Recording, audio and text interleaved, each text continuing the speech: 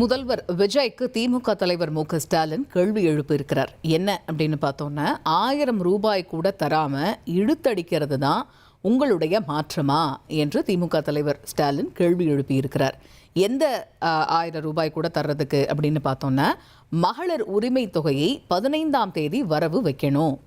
ஏற்கனவே இருக்கக்கூடிய திட்டத்தை தொடருவதற்கு இப்போ எதுக்கு அவகாசம் கேட்குறீங்க அப்படின்னு கேள்வி எழுப்பியிருக்கிறார் திமுக தலைவர் மு.க.ஸ்டாலின். உரிமை தொகை திட்டத்தில் என்ன மறுசீரமைப்பு பண்ண போறீங்க அப்படின்னும் ஒரு கேள்வியை முன்வச்சிருக்கிறாரு.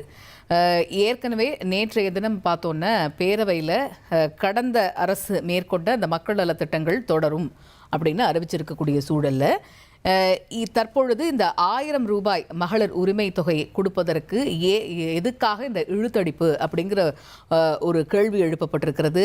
இப்படி இழுத்தடிக்கிறது தான் உங்களுடைய மாற்றமா அப்படின்னு ஒரு காட்டமான கேள்வியையும் முதல்வர் விஜயை நோக்கி, தமிழக அரசை நோக்கி திமுக தலைவர் ஸ்டாலின் முன்வைத்திருக்கிறார் என்று பார்க்க முடிகிறது. அது மட்டும் இல்லாமல் 2500 ரூபாய் கொடுப்போம் அப்படின்னு சொல்லிட்டு 1000 ரூபாய் கூட தராம இழுத்தடிப்பதா என்றும் கேள்வி எழுப்பியிருக்கிறார் திமுக தலைவர் மு.க.ஸ்டாலின்.